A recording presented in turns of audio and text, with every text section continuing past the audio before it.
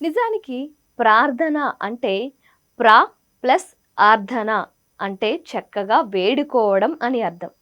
ఈ వేడుకోలుకు అర్థం, పరమార్థం అనేవి రెండు బొమ్మ బొరుసు లాంటివి. మనిషి ఈ ప్రపంచంలో సుఖంగా ఉండాలి అనుకోవటం, అందుకు తగ్గ వెసులుబాటు కోసం ప్రయత్నించడం సహజం.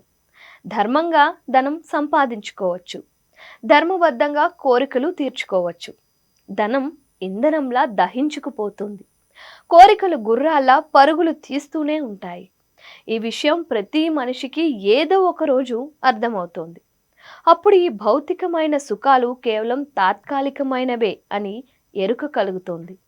వీటికి మించిన శాశ్వత ఆనందం ఎక్కడ ఉంది అన్న జిజ్ఞాస మొదలవుతుంది. గుండె లోతుల్లో నుంచి గంగాజలంలా పైకి లేచిన ఆ ఆకాంక్ష ఒక ఆర్తనాదమై, ఒక ఆవేదన రూపమై చెలరేగుతోంది. అదే ప్రార్థన.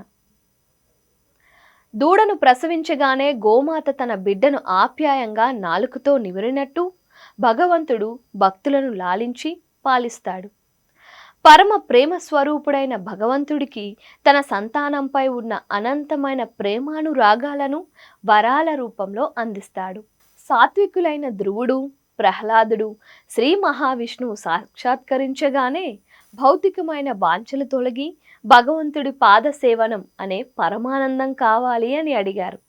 తపస్సు చేసిన హిరణ్యకశిపుడు, రావణుడు అధికారం, ఆధిపత్యం కోరారు. కోరి తమ వినాశనాన్ని వారే కొని తెచ్చుకున్నారు.